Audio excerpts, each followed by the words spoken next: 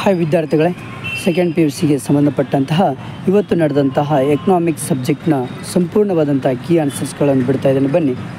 ಇಲ್ಲಿ ಮೊದಲನೇ ಪ್ರಶ್ನೆಗೆ ಸರಿಯಾದ ಉತ್ತರ ಅನುಭೋಗಿಯ ವರ್ತನೆ, ಎರಡನೇ ಪ್ರಶ್ನೆಗೆ ಸರಿಯಾದ ಉತ್ತರ ಸೀಮಾಂತ ಆದಾಯ, ಮೂರನೇ ಪ್ರಶ್ನೆಗೆ ಸರಿಯಾದ ಉತ್ತರ ಬೆಲೆ ಅಂತಸ್ತು, ನಾಲ್ಕನೇ ಪ್ರಶ್ನೆಗೆ ಸರಿಯಾದ ಉತ್ತರ ಸವಕಳಿ, ಐದನೇ ಪ್ರಶ್ನೆಗೆ ಸರಿಯಾದ ಉತ್ತರ ಬಿ ಸ್ವಾಯತ್ತ ಅನುಭೋಗ. ನೆಕ್ಸ್ಟು ರೋಮನ್ 2ದಲ್ಲಿ ನೋಡೋಣ ಬನ್ನಿ.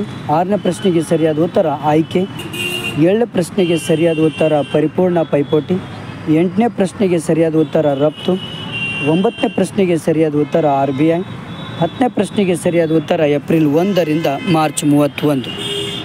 ನೆಕ್ಸ್ಟು ರೋಮನ್ 3ಯಲ್ಲಿ 11ನೇ ಪ್ರಶ್ನೆಗೆ ಸರಿಯಾದ ಉತ್ತರ ಸಿ, 12ನೇ ಪ್ರಶ್ನೆಗೆ ಸರಿಯಾದ ಉತ್ತರ ಶೂನ್ಯ ಲಾಭ, 13ನೇ ಪ್ರಶ್ನೆಗೆ ಸರಿಯಾದ ಉತ್ತರ ಹಣರಹಿತ ವಿನಿಮಯ, 14ನೇ ಪ್ರಶ್ನೆಗೆ ಸರಿಯಾದ ಉತ್ತರ ವಿನಿಮಯ ಮಾಧ್ಯಮ, 15ನೇ ಪ್ರಶ್ನೆಗೆ ಸರಿಯಾದ ಉತ್ತರ ಸರಕು ಮತ್ತು ಸೇವೆಗಳ ವ್ಯಾಪಾರ.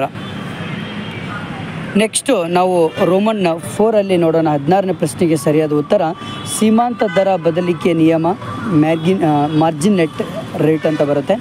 17ನೇ ಪ್ರಶ್ನೆಗೆ ಸರಿಯಾದ ಉತ್ತರ ಮಾರುಕಟ್ಟೆಯಲ್ಲಿನ ಎಲ್ಲ ಅನುಭೋಗಿಗಳು ಮತ್ತು ಎಲ್ಲ ಉದ್ಯಮ ಘಟಕಗಳು ಯೋಜನೆಗಳು ಹೊಂದಾಣಿಕೆಯಾಗುವಂತಹ ಒಂದು ಸನ್ನಿವೇಶ ಅಂತ ಹೇಳ್ಬೋದು. ನೆಕ್ಸ್ಟು 19ನೇ ಪ್ರಶ್ನೆಗೆ ಸರಿಯಾದ ಉತ್ತರ ಇಲ್ಲಿ S=1 - C ಅಂತಿದೆ.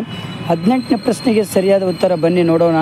ಒಟ್ಟು ಮೌಲ್ಯವರ್ಧನೆಯಲ್ಲಿ ಸವಕಳಿ ವೆಚ್ಚವನ್ನು ಕಳೆಯುವ ಮೂಲಕ ನಿವ್ವಳ ಮೌಲ್ಯ ವಿಧಾನವನ್ನು ಇಲ್ಲಿ ಪಡಿತಾರೆ. ಇದನ್ನೇ ನಾವು 18ನೇ ಪ್ರಶ್ನೆಗೆ ಸರಿಯಾದ ಉತ್ತರ. ನೆಕ್ಸ್ಟು 20ನೇ ಪ್ರಶ್ನೆಗೆ ಹಣ ಪಾವತಿಸದೆ ಸಾರ್ವಜನಿಕ ಸರಕುಗಳನ್ನು ಬಳಸುವಂಥದ್ದು. ನೆಕ್ಸ್ಟ್ ಬನ್ನಿ. 8ನೇ ಪ್ರಶ್ನೆಗೆ ಸರಿಯಾದ ಉತ್ತರ ರೋಮನ್ 8ರಲ್ಲಿ 45ನೇ ಪ್ರಶ್ನೆಯಲ್ಲಿ ಇಲ್ಲಿ 4 ಬಾಳೆಹಣ್ಣು, ಎಗೆ 4 ಬಾಳೆಹಣ್ಣು ಸರಿಯಾದ ಉತ್ತರ, ಬಿಗೆ 2 ಮಾವಿನ ಹಣ್ಣು ಸರಿಯಾದ ಉತ್ತರ, ಸಿ ಕೆಳಮುಖ ಇಳಿಜಾರು, ಡಿ ಸಮವಾಗಿವೆ, ಇ ಸರಿ ಇದೆ. ಇದು 45ನೇ ಪ್ರಶ್ನೆಯಲ್ಲಿ ಬರುವಂತಹ ಎ ಇಂದ ಈವರೆಗೂ ಸರಿಯಾದ ಆನ್ಸರ್ಸ್ಗಳನ್ನು ಕೊಡಲಾಗಿದೆ. ನೆಕ್ಸ್ಟು 46ನೇ ಪ್ರಶ್ನೆಗೆ ಸರಿಯಾದ ಉತ್ತರ ಇಲ್ಲಿ ನೋಡಿ TP, MPL, APL 50 and 10, 56, 14, 12.5 ಅಂತ ಬರುತ್ತೆ. ನೆಕ್ಸ್ಟ್ ಇಲ್ಲಿ ರೋಮನ್ 5ಅಲ್ಲಿ 21ನೇ ಪ್ರಶ್ನೆಗೆ ವ್ಯಕ್ತಿಯ ಆದಾಯ ಏರಿದ ಹಾಗೆ ಇಲ್ಲಿ ಸರಕುಗಳು ಕೊಳ್ಳುವ ಪ್ರಮಾಣ ಕಡಿಮೆ ಆಗ್ತದೆ.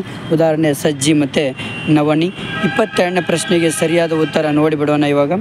ಇಲ್ಲಿ ಸ್ಥಾನದರ್ಶಕ ವಿಧಾನ ಮತ್ತು ಇನ್ನೊಂದು ಸಂಖ್ಯಾಸೂಚಕ ವಿಧಾನ, ಇದು ಎರಡನ್ನು ಬರೆದ್ರೆ ನಿಮಗೆ 2 ಮಾರ್ಕ್ಸ್ ಸಿಗುತ್ತೆ. ವಸ್ತುವಿನ ಬೆಲೆ 23ನೇ ಪ್ರಶ್ನೆಗೆ ವಸ್ತುವಿನ ಬೆಲೆ ಮತ್ತು ವಸ್ತುವಿಗೆ ಇರುವ ಬೇಡಿಕೆ ಬರುತ್ತೆ. 24ನೇ ಪ್ರಶ್ನೆಗೆ ಸರಿಯಾದ ಉತ್ತರ ಯಾವ ಬೆಲೆಯಲ್ಲಿ ಮಾರುಕಟ್ಟೆ ಬೇಡಿಕೆಯು ಮಾರುಕಟ್ಟೆ ಪೂರೈಕೆಗೆ ಸಮವಾಗಿರುತ್ತದೋ ಆ ಬೆಲೆಗೆ ಸಮತೋಲನ ಬೆಲೆ ಎಂದು ನಾವು ಕರಿತೇವೆ. ನೆಕ್ಸ್ಟ್ 25ನೇ ಪ್ರಶ್ನೆಗೆ ಸರಿಯಾದ ಉತ್ತರ ಇಲ್ಲಿ ಶ್ರಮದ ಪೂರೈಕೆ ರೇಖೆ ಮತ್ತು ಶ್ರಮದ ಬೇಡಿಕೆ ರೇಖೆಗಳು ಸಂಧಿಸುವಂಥ ಬಿಂದುವಿನಲ್ಲಿ ಸಮತೋಲನ ಕೂಲಿದಾರ ನಿರ್ಧಾರವಾಗ್ತದೆ. ನೆಕ್ಸ್ಟ್ ಲಾಸ್ಟ್ ಕ್ವಶನ್ 26ನೇ ಪ್ರಶ್ನೆಗೆ ಉತ್ತರ ಪ್ರತಿಫಲ, ಭೂಮಿ, ಶ್ರಮ, ಗೇಣಿ, ಕೂಲಿ, ಬಂಡವಾಳ, ಫೋರ್ಸ್, ಸಂಘಟನೆ, ಬಡ್ಡಿ ಮತ್ತು ಲಾಭ. Okay, thank you friends. Thank you. ನಿಮ್ಮ ಫ್ರೆಂಡ್ಸಿಗೆ ಶೇರ್ ಮಾಡಿ, ಹಾಗೆ ಸಬ್ಸ್ಕ್ರೈಬ್ ಮಾಡಿ ಮುಂದಿನ ವಿಡಿಯೋಗಾಗಿ.